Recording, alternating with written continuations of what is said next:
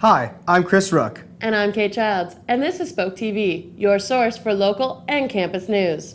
Hockey is one of Canada's most popular sports, but body contact, head injuries are a big problem.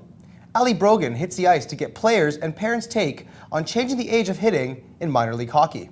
Over 2,000 parents of young hockey players were recently polled by the Rick Hansen Institute on raising the body checking age for minor league hockey. 88% of those surveyed were in support of body checking being eliminated for Pee Wee players ages 11 to 12. Hockey is responsible for the highest amount of sport-related injuries, and up to 86% of those are directly caused from body checking. Brian Moster, coach of the Hamilton Tigers, has experience having young players suffer injuries due to contact. I've had children who have put themselves at risk position-wise, and I believe that's because at a young age there was no fear of having contact, so they put themselves in the wrong position.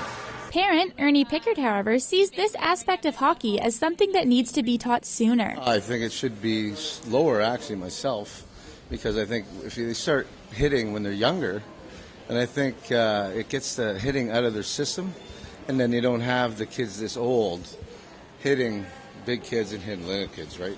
Even though parents and officials are reevaluating the hitting age in minor league hockey, a change in mentality from the refs, coaches, and players might be enough to lower the high injury rates.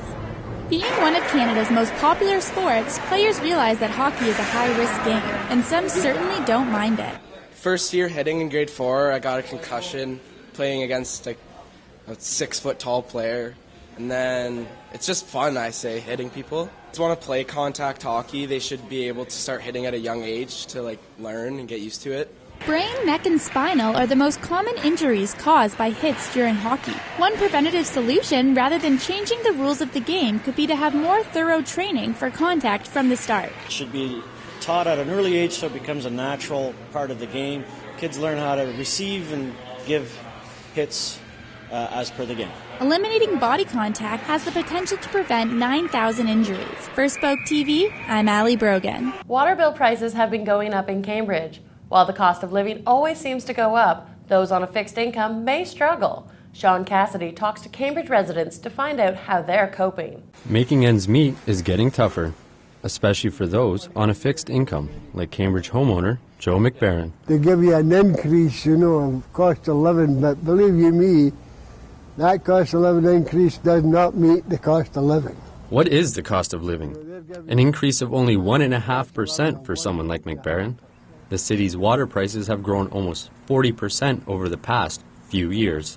Now with another jump of more than 9% and approximately a 4% increase on property tax each year to fund the city's needs. And I'm totally against them.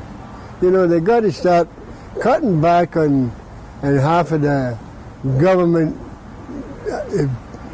people that they have. Less city staff? George Elliott, project engineer with the city, says there is more to the water bill hike than just needed repair.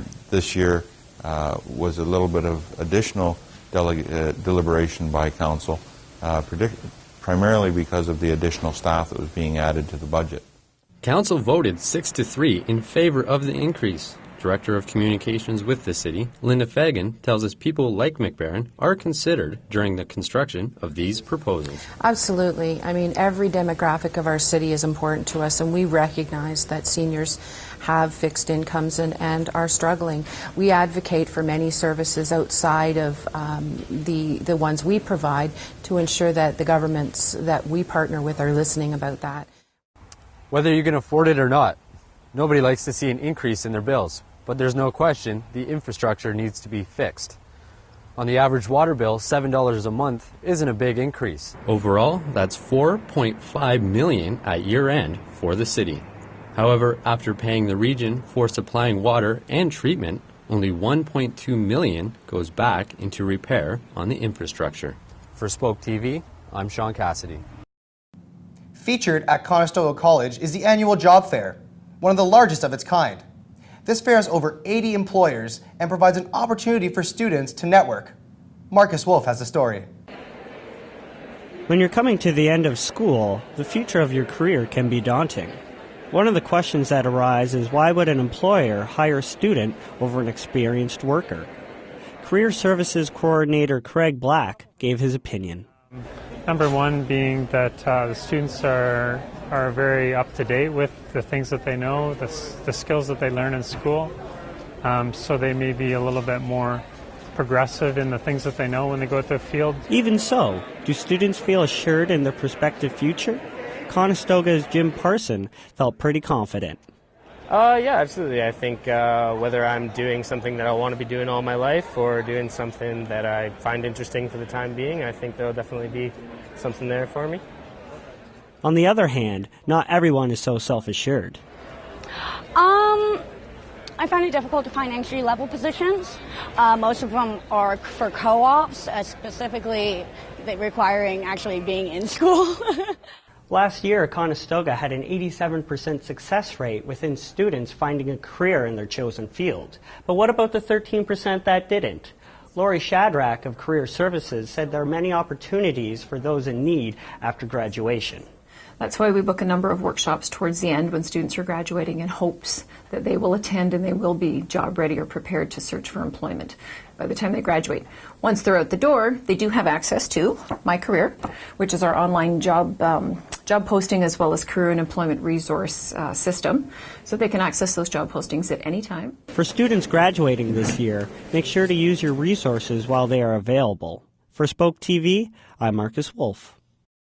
On International Women's Day, the Waterloo Airport held the Fly with Flair event to introduce young girls to careers in the aviation industry. Jackson Wagner spoke with some of the women hosting the event. On International Women's Day, the Waterloo Airport held its Fly It Forward with Flair event, giving young girls a chance to talk with women in the aviation industry. It was hosted by CBC's Jackie Perry. Of course, this is International Women's Day. It's certainly a month to celebrate aviation. It was March 8th, 1910. Raymond Delroche of France became the first woman in the world to receive a pilot's license. The aim of the seminar was to provide young girls with some information about how they can get actively involved in the aviation industry. We spoke with the event's coordinator, Maureen Denis, about what this event is all about. It's through the Women of Aviation Worldwide Week initiative, which is an organization that was started back in 2009 as an initiative to encourage women and girls into the world of aviation. Young girls got a chance to ask questions and get information from women actually in the industry. Tracy Chambers, an aircraft manufacturer, shared her story. I was quite interested, so I took my resume out and they were quite impressed because I just come out and I was confident, I shook their hands, and because I just thought, I'm just taking a chance here. I have no idea what's going to happen next. In an overly male-dominated industry, the event's organizers stress the importance of women entering the field of aviation and succeeding at it. Maureen Denis spoke specifically about why she continues to host this event. We're still thrilled to see all the young girls and women that are here tonight. And so what tonight was about was just encouraging young women and introducing them to careers they've probably never heard of. Like most girls out there tonight would never have imagined that they could be an aircraft manufacturer or had ever even heard about what flight dispatch is all about. So we're really excited to be able to provide that to the community free. It's a free event tonight. This year's Fly It Forward with Flair event was a success here at Waterloo Airport. For Spoke TV, I'm Jackson Wagner. At the Cambridge Butterfly Conservatory, there are over 40 different species of butterflies and 2,000 insects on display. But their biggest attraction is the annual BugFeast. This feast allows people to taste the rare delicacy of the insects. Mike Sellish takes a bite out of the conservatory.